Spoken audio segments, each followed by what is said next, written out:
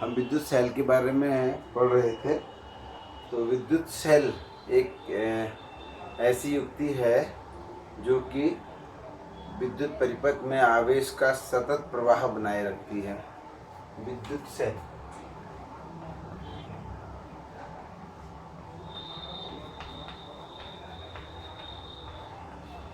ये सेल का एक सिंबल है। विद्युत सेल प्राइमरी और द्वितीयक दो प्रकार के होते हैं, प्राथमिक और द्वितीयक। और प्राथमिक जो होते हैं वो यूज एंड थ्रो वाले होते हैं, एक बार आपने उसका उपयोग कर लिया फेंक दिया। लेकिन जो द्वितीयक होते हैं आप उनको फिर से सेल को फिर से चार्ज कर सकते हो दोबारा यूज करने के लिए। प्राथमिक सेलों को अगर हम देखें तो प्राथमिक सेल में एक इलेक्ट्रोलाइट सॉल्यूशन होता है।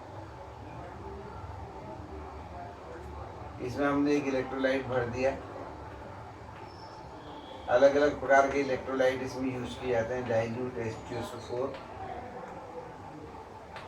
और इसमें दो छड़ अगर हमने डाल दी, एक जिंक और एक कॉपर की, तो जिंक जो है आपकी नेगेटिव छड़ बन जिंक जो है नेगेटिव हो जाता है बच्चों,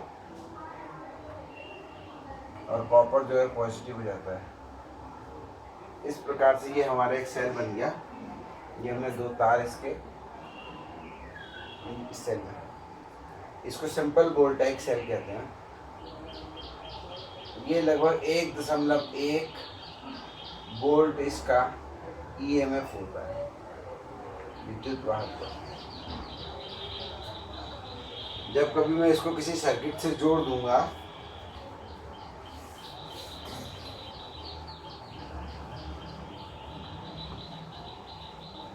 मान लिया मैंने यहाँ पर एक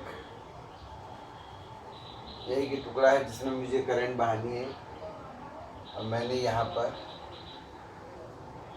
इसको जो है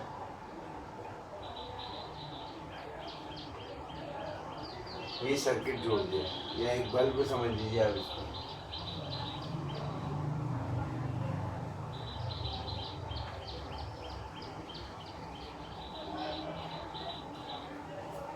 तो इस बल्ब को स्थिर 1.1 वोल्ट का विभवांतर देगा। अब देखिए धनावेश विद्युत जो है वो यहाँ से धनावेश से करंट ऐसे बहेगी,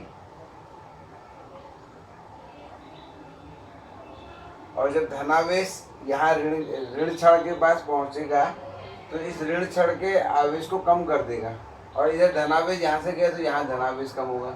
लेकिन इस बैटरी के अंदर, इस सेल के अंदर एक रिएक्शन चलेगी जिससे वो ऋण आवेश H2SO4 है ना, तो यहाँ पर SO4 जो है अपना ऋण आवेश इस जिंक को देते रहेंगे, और H+ जो है ये अपना धनावेश इसको देते रहेंगे, जिससे कि जो धनावेश जा रहा है वो फिर से जो है पोषित किया जा सके। और इसी प्रकार से जो यहाँ ऋणावेश कम हो रहा है धनावेश के आने से इस क्षण में, तो ये SO4 अपना ऋणावेश इसको दे के इसके ऋणावेश को मेंटेन रखेंगे, इसके धनावेश को मेंटेन रखेंगे। जितनी भी देर ये बल्ब जलेगा, ये जो बैटरी है 1.1 वोल्ट का EMF इसमें लगाए रखेगी विभवांतर के रूप में। तो ये जो सेल है इस प्रकार से कार्य करता है। जब भी कोई सेल है, जैसे ही हम सेल बनाते हैं और एक हमने कॉपर की छड़ और एक जैसे ही इसमें डुबाई बच्चों, वैसे ये एक केमिकली जनरेटेड इलेक्ट्रिक फील्ड यहाँ पे क्रिएट होता है जो इसको ऋण बना देता है और इसको धन बना देता है। और ये रिएक्शन इसको ऋण बनाने और धन बनाने की थोड़ी देर तक चलती, जब तक कि ये 1.1 वोल्ट के आसपास नहीं हो जाता। तो ये जो है विद्युत सेल की कहानी है। अब विद्युत सेल में ये तो केमिस्ट्री के हिसाब से मैंने बताया कि विद्युत सेल काम कैसे करता है। जैसे ही हमने ये इलेक्ट्रोड इस H2SO4 के विलयन में डाले, ये SO4 इसको ऋण आयन, इसको ऋण आवेश दे के इसको ऋणावेशित बना देंगे जिंक को, और H+ आयन इसको धनावेशित बना देंगे। अब आप कहोगे ये क्यों बनाया इन्होंने, SO4 इसके पास क्यों आए, H+ इस कॉपर को क्यों दिया? तो इसका जो कारण है उसको कहा जाता है रसायन इसका जो है वो ओरिजिन है, इसका उद्गम है। तो इसमें अभी हमने कोई सेल नहीं लगाया, अपने आप ही ये इसके ऋणावेशित हो जाएगा, धनावेशित हो जाएगा। तो ये काम जो है केमिकली ओरिजिनेटेड इलेक्ट्रिक फील्ड कर रहा है, केमिकली ओरिजिनेटेड इलेक्ट्रिक फील्ड। और इसकी दिशा इधर से इधर को होती है, इस इलेक्ट्रिक फील्ड की दिशा। देखिए धन आयन इधर को जा रहा है, S+ की ओर, और ऋण आयन इस क्षेत्र के विपरीत।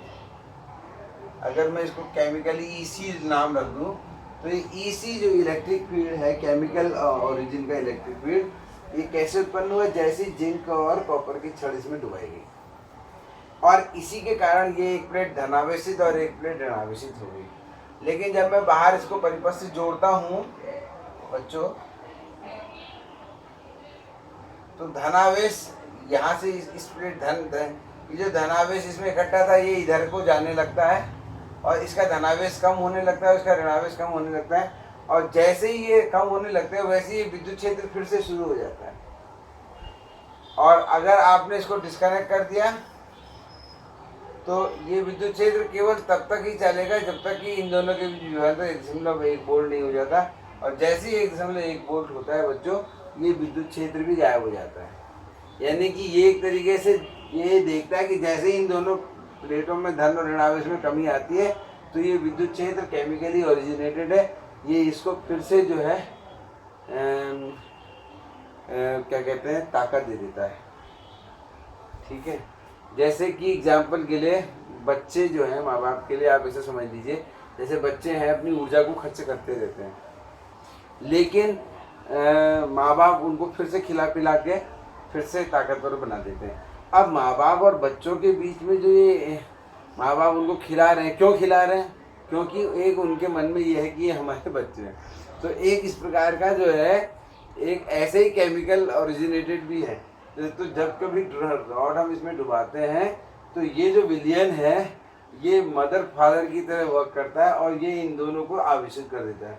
और जब ये बाहर आवेश खर्च करने लगते हैं ये रॉड दोनों, तो ये फिर से इस आवेश को जिंदा कर देते हैं। लेकिन एक खास बात ये भी है कि ये एक ज़रूरत से ज़्यादा आवेश भी नहीं देते इन दोनों को। यानी कि अगर इन दोनों को 1.1 वोल्ट ही देना है, तो उतना ही ये देंगे।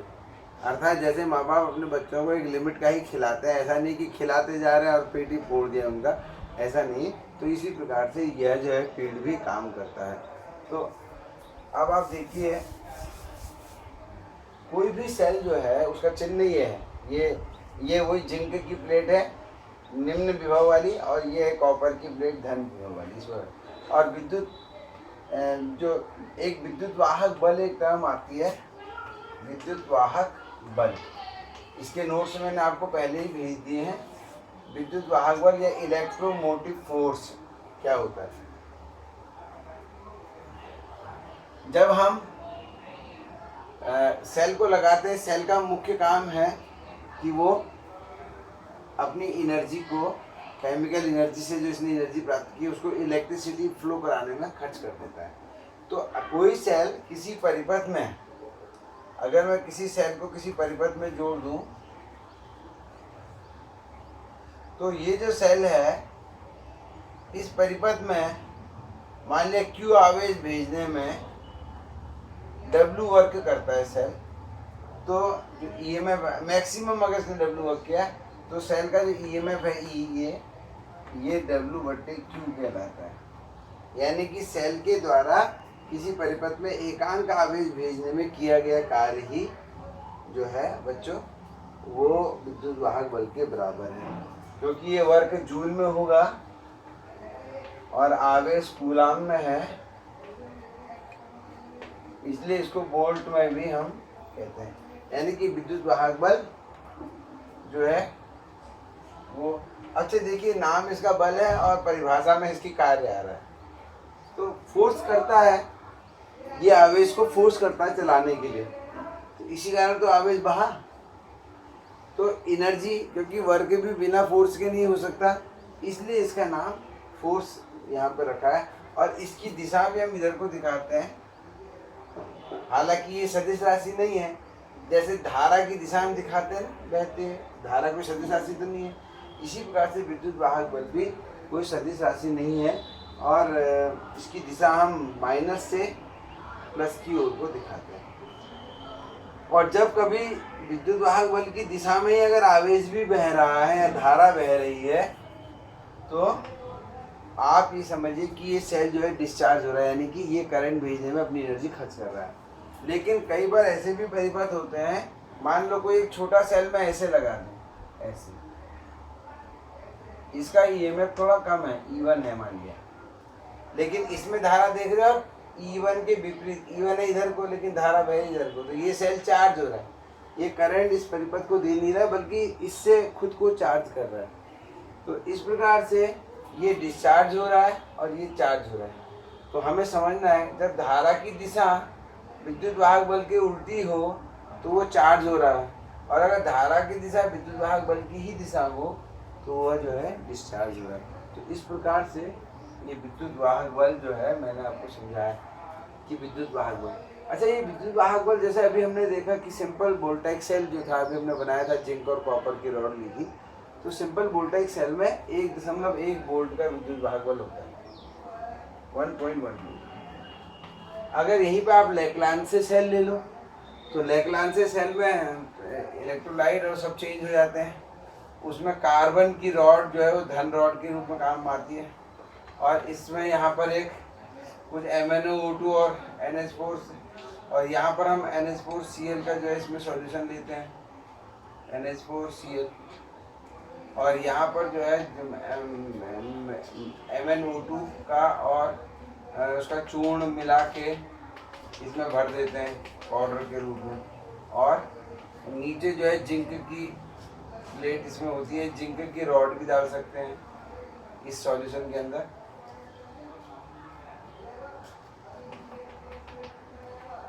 ये जो मैंने दिखा रखा है, ये बैग है जिसके अंदर ये ऐसी वो है, एक बैग है जिसमें ये जो NH4 आयन है ये तो अंदर आ सकते हैं, लेकिन इससे बाहर को एक साइड एंटर करने को ये अलाउ करेगी NH4Cl। NH4Cl का इसमें डेरिवेटिव हम लेते हैं, NH4Cl। तो NH4Cl बच्चों, NH4 प्लस और Cl माइनस में ब्रेक हो जाता है, और ये NH4 जो Cl है, NH4 प्लस जो है इसके अंदर चले जाता है और इस कार्बन को पॉजिटिव बना देता है, और Cl जो है जिंक के पास चले जाता है और इसको नेगेटिव बना देता है, और Cl जिंक के साथ मिलकर ZnCl2 एक पदार्थ बना देता है। तो इस प्रकार से ये लेक्लांसे सेल है, इसमें जिंक जो है नेगेटिव रॉड के रूप में होती है और कार्बन रॉड जो है पॉजिटिव रॉड के रूप में होती है। तो लेकिन इस सेल का जो ईएमएफ है बच्चों लगभग 1.5 वोल्ट होता है, जबकि आपने देखा कि वो वाला जो सेल था सिंपल वोल्टाइक सेल, वो 1.1 वोल्ट होता है। तो इस प्रकार से फिलहाल ये तुमको ज़्यादा क्या समझना है, कि चित्र आपको याद रहता है तो काफ़ी है, इसके इलेक्ट्रोलाइट याद कर लीजिए आप। तो अगर हम सेल लेते हैं तो हर सेल का अपना एक ईएमएफ होता है। तो एक तो ईएमएफ क्या होता है, किसी परिपथ में एकांक आवेश को प्रोवाइड करने में सेल जितना मैक्सिमम कार्य करता है उसे हम सेल का ईएमएफ कहते हैं, नंबर एक बात। नंबर दूसरा बात, ये जो ईएमएफ है ये सेल की प्रकृति पर निर्भर करता है, it depends on cells nature. कौन सा सेल है, लेक्लांसे सेल है, जो बाजार में पहले आपने देखा होगा रेडियो में सेल लगते थे बड़े बड़े, उन्हें कहते हैं, वो लेक्लांसे सेल की ड्राई फॉर्म होती है। तो उन सेलों का ईएमएफ जो 1.5 वोल्ट होता है, कुछ 1.2 वोल्ट के होते हैं, कुछ 1.1 वोल्ट के होते हैं। तो इस प्रकार से अलग अलग सेलों का ईएमएफ अलग अलग होता है। तो एक बात तो समझ। दूसरी बात, जैसे जैसे सेल एजेड होता जाता है उसके ईएमएफ में कोई फर्क नहीं पड़ता है। ईएमएफ सेल का सेल के हिसाब से होगा कौन सा सेल है। दूसरा, टाइम के साथ ईएमएफ में कोई फर्क नहीं पड़ता है, ये बात समझ लीजिए, ये खास बात। तो अच्छा, दूसरी बात है, एक तो ईएमएफ की परिभाषा हो गई। अगर कोई सेल है किसी परिपथ में जुड़ा नहीं है तो इसके जो ये दो प्लेटें हैं इनके बीच के विभवांतर को हम टर्मिनल विभवांतर कहते हैं, और ये भी विद्युत वाहक बल के ही बराबर होता है। अगर मान लो ये सिंपल वोल्टेज सेल है, तो मैं अगर इस सेल को जोड़ूँ ना और बिना जोड़े इसका ये विभवांतर नाप लूँ अगर, तो ये जो है बच्चों 1.1 वोल्ट आएगा। ये बात आप समझ लीजिए। लेकिन क्या है, दिक्कत क्या आती है कि मैं जब भी कोई सेल है उसको विभवांतर नापना है तो आपको वोल्ट मीटर लगाना पड़ेगा। वोल्ट मीटर की धन इधर जोड़ देंगे, माइनस को इधर जोड़ देंगे। लेकिन जैसे ही जोड़ेंगे, अब ये जो सेल है ये खुला परिपथ नहीं है। अभी तक तो ये खुला था जब तक जोड़े नहीं थे। तो मैंने क्या कहा था कि खुले परिपथ में सेल का जो टर्मिनल विभवांतर है, ये टर्मिनल है इसके दोनों, टर्मिनल माने उसके दो सिरे, ये टर्मिनल विभवांतर जो है ये विद्युत वाहक बल के बराबर होता है। लेकिन अगर आप इसको नापोगे कि भाई नाप लें, तो अब ये बंद परिपथ हो गया, तो करंट बह जाएगी इधर से इधर। तो अब ये हमेशा जो भी बताएगा ये विभवांतर, ये 1.1 वोल्ट की बजाय उससे थोड़ा कम ही बताएगा। तो या तो आप इसको बिना जोड़े नाप सकने की आपके अंदर दक्षता होनी चाहिए। अगर आप नाप नहीं सकते तो जैसे ही आपने वोल्ट मीटर लगाओगे तो फिर अब इसका जो टर्मिनल विभवांतर है वो ईएमएफ के बराबर नहीं होगा। यानी कि हम ये कह सकते हैं, यदि सेल खुला परिपथ है अगर खुला परिपथ का माने क्या है? खुला परिपथ का माने है ना तो सेल में धारा जाए, सेल से धारा जाए, ना सेल में धारा जाए। यहाँ पर जैसे सेल से धारा जा रही है, लेकिन जब मैंने एक सेल यहाँ दिखाया था, इस सेल में धारा जा रही थी। तो अगर सेल में ना तो धारा जा रही है ना सेल में आ रही है, उस केस में परिपथ खुला परिपथ कहलाएगा। और खुला परिपथ जो है बच्चों, खुला परिपथ जो है सेल का जब होगा तभी उसका जो टर्मिनल विभवांतर है वो उसके विद्युत वाहक बल के बराबर होगा। तो ये बात आप अपने ध्यान में पूरी तरह बैठा लीजिए। इसके बाद एक चीज और आती है सेल से संबंधित,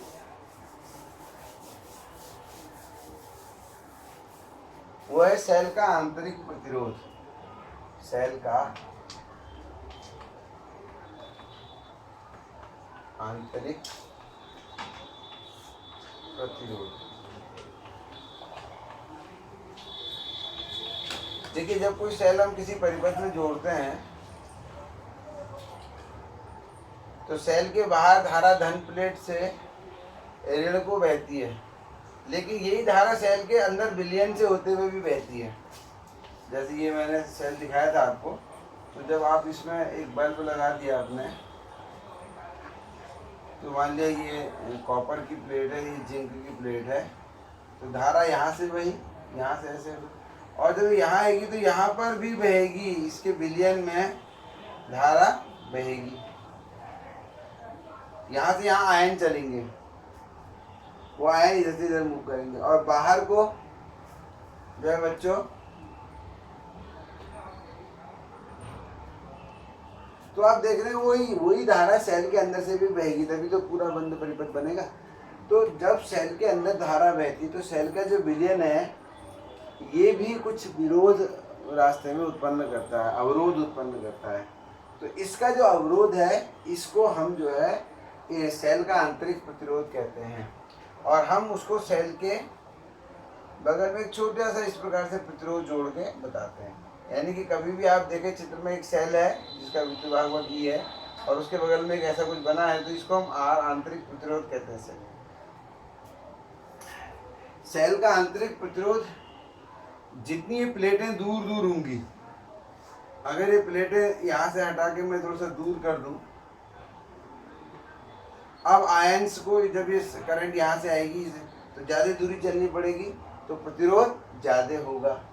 और अगर सेल के अंदर नज़दीक नज़दीक रखी हैं तो प्रतिरोध कम होगा।